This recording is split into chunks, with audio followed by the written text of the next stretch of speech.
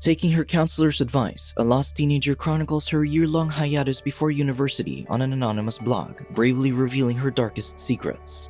After graduating high school, Katie Kampenfelt, a carefree teenager, decides to take a gap year before college because she's unsure about her life direction.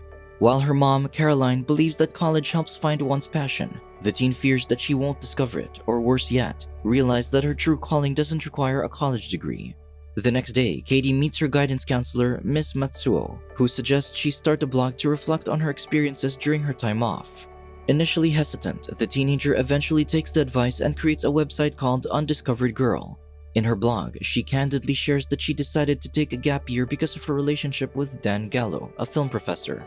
In their secret affair, they have a rule of not bringing up their respective partners. On Halloween night, the blogger sees the instructor at his place for some private time together. Later, he informs her that he's moving closer to the university where he works. This revelation makes the teen worried that they won't see each other anymore, but the older man promises they'll find a way to make it work and stay connected. During breakfast the following day, a worried Caroline encourages her unproductive daughter to find a job, prompting the teen to reveal her blog. However, the writer declines to share further details, highlighting that her mom won't find it since she adopted a pseudonym and altered her life story in her posts. Suddenly, Mark Obichon, Caroline's boyfriend, playfully mocks the adolescent for being lazy. Irritated, the teenager asserts that she will find a well-paying job, despite the man's belief that it will be difficult due to tough competition. Later, Katie secures employment at a bookshop owned by Glenn Warburg, who offers a salary of $12 per hour. Upon returning home, she eagerly shares this news with Caroline and Mark. However, her mom's boyfriend becomes worried when he discovers that the bookshop boss is not married, fearing that he might be someone with ill intentions. Annoyed, Katie retreats to her room and resumes writing on her blog, which attracted many readers because of her sensual stories. Suddenly, her DJ boyfriend, Rory, arrives to spend time with her, unaware of her infidelity. After a week of working, the blogger receives her first paycheck. She then expresses gratitude to Glenn for recommending some excellent books to read. During their conversation, the owner believes reading and watching art movies are spiritual experiences, prompting the teen to remember the film professor. After that, Katie visits Dan's apartment only to find it empty. Eager to see her secret boyfriend again, she heads to her father, Doug, whom she reminds of his promise to buy her a car after graduation. Disappointingly, the man doesn't fulfill his daughter's request. Leaving her father's house, the blogger gets a voicemail from her former tutor, Joel Sadler, asking to hang out. Before she can reply, she runs into her best friend, Jade, who has just returned from visiting her grandmother in Greece. They spend time together, catching up on each other's lives and enjoying each other's company. The following day, Mark informs Katie that her bookstore boss is an offender upon his investigation. A concerned Caroline then encourages her daughter to quit the job immediately. Taking her mother's orders, the teen calls Glenn to resign, making up a story about her intention to pursue a career in law. Several days later, she receives an unexpected call from Paul, who interviewed her at Tufts University. To her surprise, the caller offers her a well-paid nanny job for his newborn baby, complete with the perk of having access to a car. When Caroline discovers that her daughter has lied about lacking experience in handling babies, she becomes worried. However, this reaction only irritates the blogger, who thinks her mom is too pessimistic about the opportunity. Katie arrives at her client's house the next day and meets Margaret Spooner, the interviewer's wife, and their baby Kyle. As she learns all about newborn care, Katie temporarily pauses her blogging. A week later, Paul Spooner returns home from his flight and gets reacquainted with the nanny. While shopping at a convenience store after work, the teen considers her plan to take the initiative and contact Dan, who hasn't reached out to her since he moved. She shares this with Jade and decides to call the professor. However, Dan's girlfriend, Martine, answers the phone on their first attempt. On their second try, when the instructor answers the phone, the writer hastily tells him to call her back before abruptly hanging up. On her way home, Katie receives a call from Dan. She then informs him she can visit him because she has a car. Initially hesitant, the older man agrees to give his address when the teen mentions her intention to spend intimate time with him. After sleeping with him, the blogger dreams about her father abandoning her. When she wakes up the following day, she encounters the professor in the kitchen. He intends to end their relationship, revealing that he's already engaged to Martine. When Katie tries to persuade Dan to choose her instead, the man declines her proposal, explaining that he and his fiancée are intellectually compatible. This response leaves the blogger feeling offended and hurt.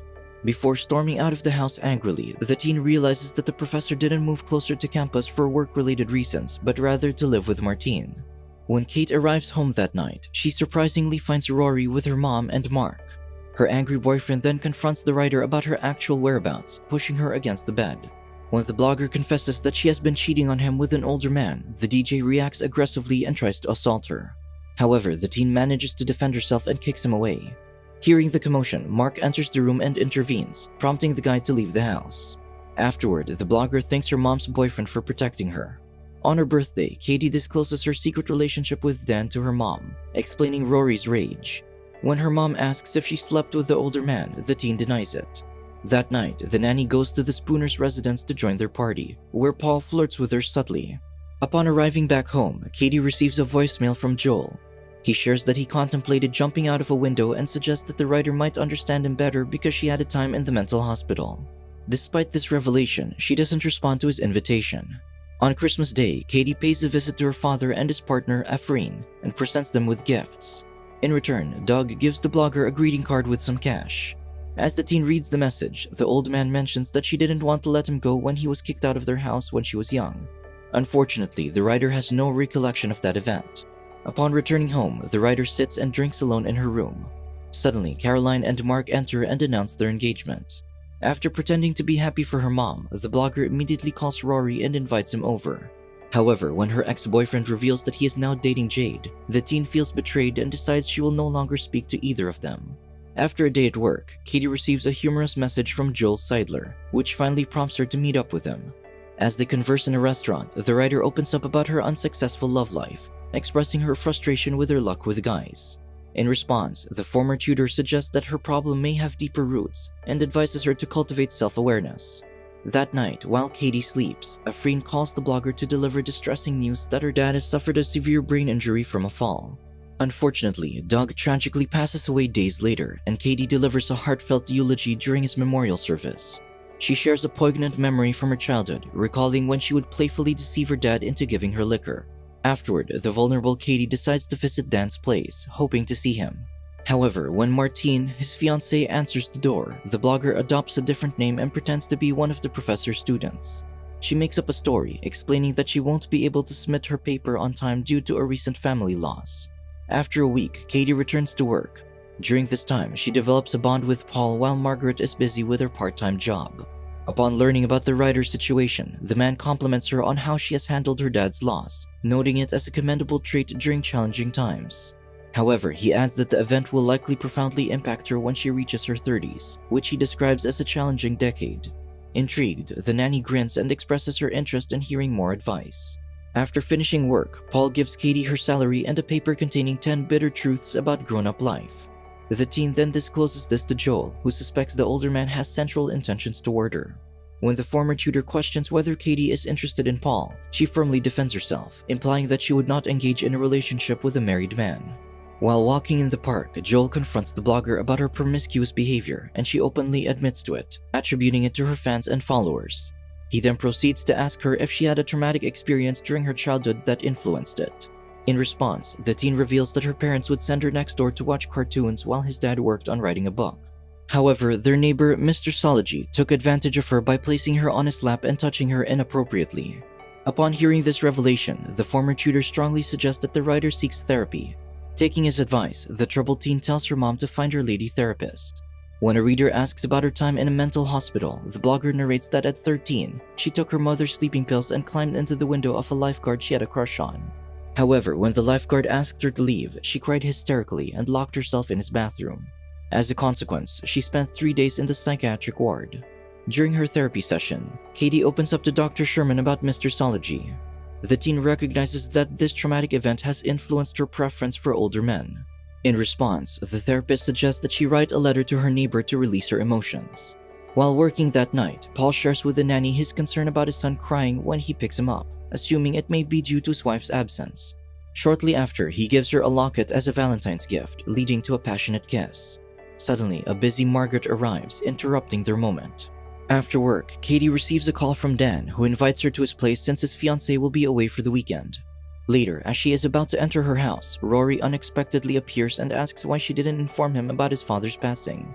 This encounter leads to an intimate moment between them. Shortly after spending time with their ex-boyfriend, the blogger sleeps with the professor but suddenly stops in the middle of their moment and admits that she's in love with Paul. Upon hearing this, the concerned instructor calls her out for falling for a married man, ultimately deciding to end their relationship. When Katie goes to work the following day, she sleeps with Paul. She shares that the older man makes her feel special in her blog. Upon arriving home, the writer assumes her mother's identity and composes an email to Dr. Sherman, falsely stating that she intends to transfer her daughter to another therapist. Later, while taking a bath, Katie receives a call from a disappointed Joel, who calls her a monster for not responding to him after he has been a good friend to her.